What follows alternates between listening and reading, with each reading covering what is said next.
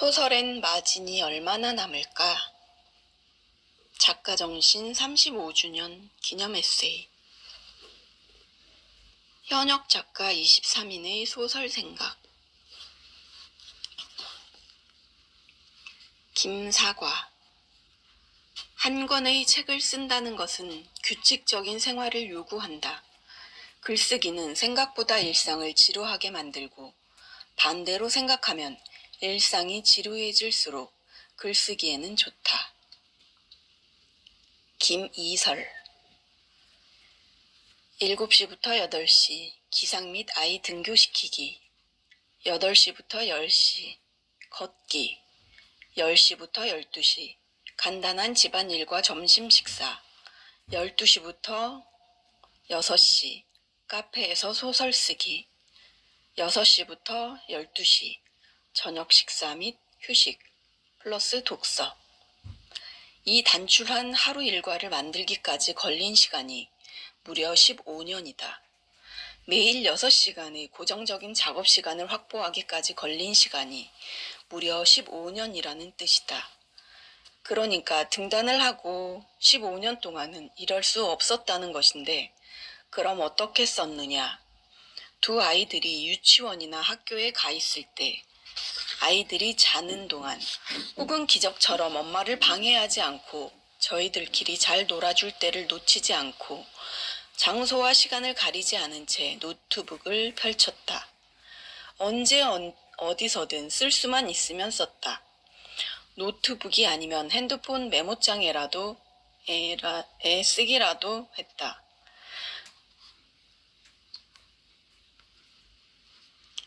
소설가가 되기까지 10년이 걸렸고, 다른 소설가들처럼 살기까지 15년이 걸렸으니 세상 참 쉬운 일 없다. 매일 6시간 작업 루틴이 생긴 이후의 변화가 몇 가지 있는데, 그중 하나는 마감을 어기지 않는다는 것이다. 부끄럽지만 나는 마감을 잘 지키지 못하는 작가였다. 마감 날짜를 잊기도 잘했고 미루는 일도 잦았다. 그런데 웬걸, 하루 6시간, 더도 말고 덜도 말고 매일 6시간만 작업을 했을 뿐인데, 소설은 물론 에세이 청탁 등 어떤 마감이든 넉넉하게 여유를 남겨놓고 일정을 소화하기 시작했다. 심지어 마감이 없는 단편 소설을 쓰거나 오래 계획만 세워왔던 장편 소설을 완성하기까지 했다. 매일 동일한 작업량도 아니었다.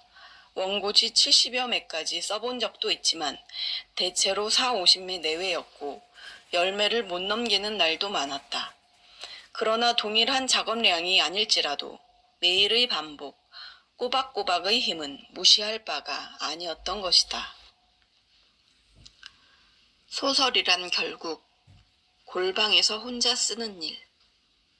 세상에서 나 혼자 외롭고 쓸쓸한 시간을 견뎌가며 언어를 쌓아 올리는 일인데, 누군가 나처럼 오늘도 변함없이 외롭고 고독한 소설 쓰기를 하고 있으니 얼마나 반가웠을까.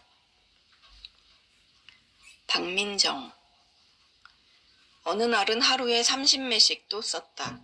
밥을 굶거나 잠을 못 자면서 썼던 소설들이 출판사에서 거절당하고 다시 퇴고할 용기도 나지 않아 서랍에 밀어두고 모른 척했던 과거의 날들을 떠올리면서. 임현. 무언가를 쓴다는 것은 동시에 무엇을 쓰지 말아야 할지 역시 결정해야 하는 일이다. 집중과 선택, 이것이 글쓰기의 가장 큰 어려움이자 딜레마이다. 왜냐하면 목적이 무엇이든 간에 글을 쓴다는 것은 결국 분량을 채워가는 일일 텐데, 해야 할 말만 골라 해서는 그 분량이 좀처럼 채워지지 않기 때문이다. 그렇다고 또 아무 말이나 마구 적는 것도 곤란하다. 무엇보다 이것도 다 돈 받고 하는 일이라서 전문성이랄까 직업정신이랄까 아무튼 뭐 그런 것들에 위배되는 탓이다.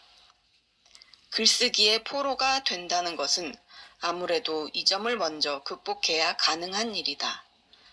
그게 아니라면 어떻게 매일 출근하듯 책상 앞에 앉아 빈 페이지를 채워나갈 수 있겠는가. 그러나 역설적으로 무엇을 쓸지 결정하는 일은 쓰기의 준비 단계가 아니라 무언가를 쓰는 과정 중에야 결정된다. 요컨대 뭐라도 덕지덕지 엉망진창 마구잡이로 써봐야지만 그게 진짜 쓸만한지 아닌지 알게 된다는 것이다. 아무것도 쓰지 않고서는 결과를 전혀 예측할 수가 없다.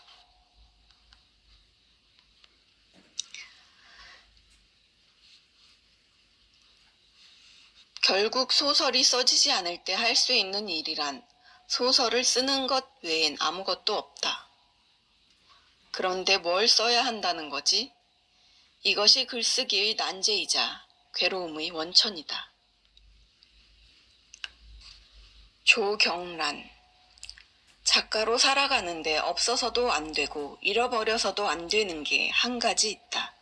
어떤 일이 있어도 문학을 좋아할 것. 무엇이 와도 그 마음을 훼손당하지 말 것. 나는 내 삶을 선택했다.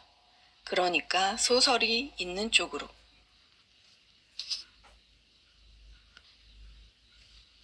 천희란. 인생의 유별난 질곡이나 그것을 통해 얻게 된 독특한 통찰 따위는 그 자체로 소설이 될 수 없다는 사실이야말로 내가 본격적으로 소설 쓰기를 시작하며 가장 먼저 맞닥뜨린 벽이었다. 내가 그토록 원했던 것이 내 삶의 이면에 대한 타인의 이해라면 차라리 살아온 날들에 대해 울며 불며 떠들어대는 편이 나았다. 그제야 내 바람이 단순히 이해의 차원에 머무르지 않는다는 걸 알았다. 누군가 나를 연민하거나 대견하게 여기기를 원한 것은 아니라는 걸. 나를 감각적이며 정신적으로 압도하는 삶의 중력을 설득하고자 하지 않았다면 소설이라는 형식은 필요하지 않았으리라는 걸. 이후로 나는 소설을 쓰는 내내 소설에 담길 이야기나 의미만큼이나 형식을 탐구하는데 많은 시간을 할애했다.